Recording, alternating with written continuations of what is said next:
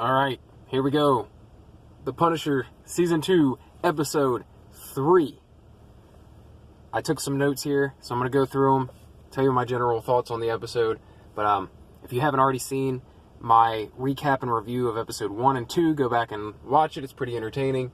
And stick around because I'm going to do every single episode of this season, something I've never done before on the YouTube channel, which is break down every single episode of a series.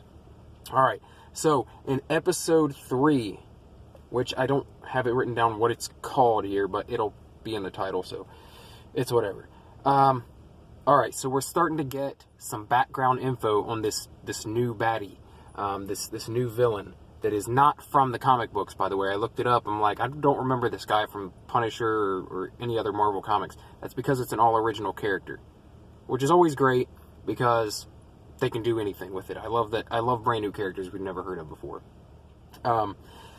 So remember I said before he's kind of a weirdo. He has a problem with profanity and like has something against technology. I didn't realize what was going on, but it turns out he's from this highly religious like commune, maybe like Quakers or something. And I'm not really exactly sure. But when I looked it up online, they call him the Pilgrim. So that should give you an idea.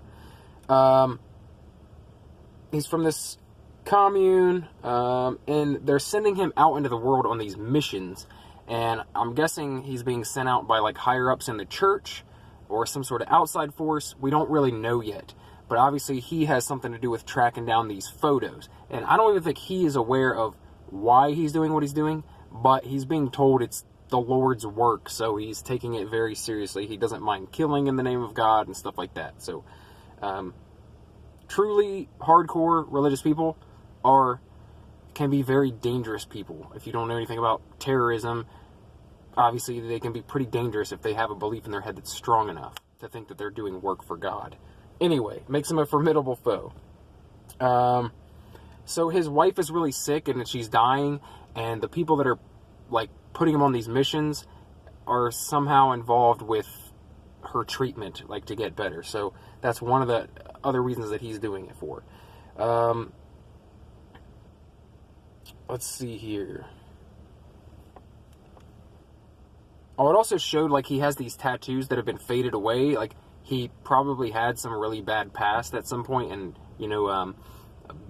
became born again or something, because he has these like faded out or rubbed out like racist tattoos, like an iron cross or something. Look like jailhouse tattoos. Anyway, I don't know if that'll ever be addressed or not, but I'm guessing at some point it will be. So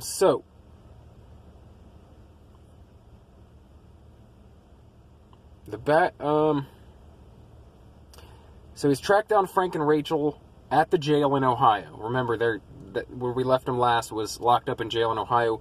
Frank called Madani. She refused to help him. So Frank keeps warning the sheriff there. Like, this is a little sheriff station with a jail in it. It's not like a big city jail. He keeps warning the sheriff to let them go because the bad guys will be coming and everyone is in danger. It's then revealed that the female goon that is locked up with them is like ex-military badass, kind of like Frank. So Frank and her start actually chatting it up and becoming almost, I wouldn't say friendly, but like they kind of see eye to eye on some stuff. Meanwhile, Billy Russo's story. Billy Russo breaks out of the hospital and disappears. He grabs his psychiatrist, very attractive female psychiatrist, grabs her, takes her hostage to escape the hospital, then lets her go and just runs off into the night. We don't see what happens to him. Okay, so a bunch of these crazy religious commune people start showing up outside the sheriff's station. They're out in the woods and they're coming and they are fucking armed to the teeth, dude. So they're moving in, and this is when I started to realize what was happening here. This episode should have been called Assault on Precinct 13, because if you've ever seen Assault on Precinct 13, it's basically what happens. Like, if you've seen that, you probably don't need to watch this episode. Basically, some people are moving in, trying to capture or kill this high-value target, and the police and the people they have jailed end up fighting together, and they end up handing over weapons to the people that they're locking up to basically save the whole sheriff station, inmates included. So that's basically what happens. All these bad guys are coming. There's only like 3 cops on duty, so they're like, fuck it, man. You know, Frank's ex-military, and this chick that's with him, you know, like, they're badasses, and they don't want to die, so, you know, they're going to help us out here. So basically, Frank teams up with the cops to fight off the fucking crazy religious commune fucks. And it basically goes down like Assault on Precinct 13.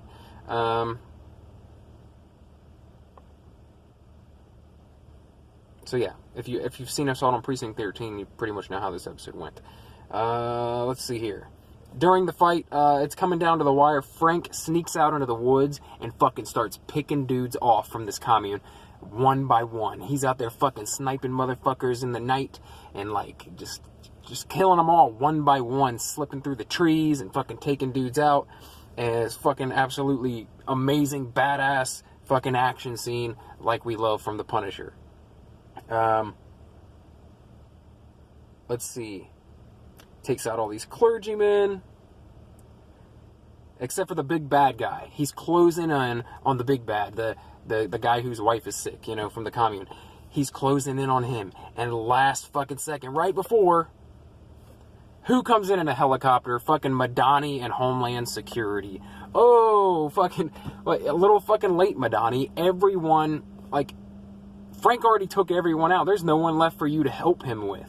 The only person that's left is the crazy fucking preacher clergy guy. And guess what? Her swooping in like that gives him a chance to run off in the fucking night and escape. So everyone gets killed by Frank, except for this guy who escapes. Madani shows up like, hey, I'm here to save the day.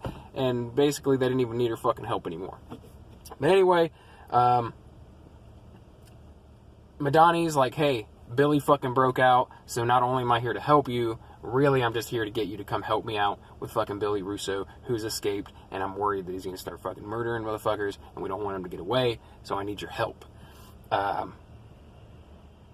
So yeah, that's it.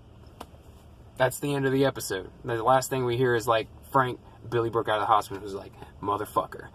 Alright, so they all hop on a chopper and head back to New York. And that includes Frank and Rachel. Jump on the helicopter with Madani and head back to New York, and not knowing what the fuck they're going to do exactly, but here we are. So anyway, if you're enjoying this Punisher series, please like this video. If you're enjoying my commentary on it, please like the video, and stick around for more, because I'm going to do every single episode like this, and I have a feeling they're just going to get more and more interesting to talk about, and I usually get more creative the more mundane the material becomes, so we'll see what happens. If there's a really boring episode, it'll probably actually be much funner commentary on my part. Anyway, if you enjoy this sort of thing where I talk about TV shows, movies, comic books, nerd shit, pop culture, any of that type of stuff, subscribe for more, because that's what I do. Just talk about that shit all day. Subscribe for more. Thank you for watching. I'll see you in the next video.